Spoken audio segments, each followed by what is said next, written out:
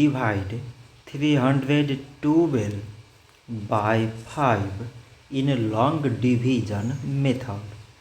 5 times 6 is 30.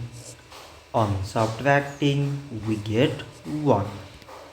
So now we put down these 2 and it is 12.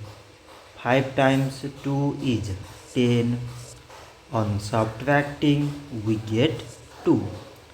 So now we have no any other number to put it down.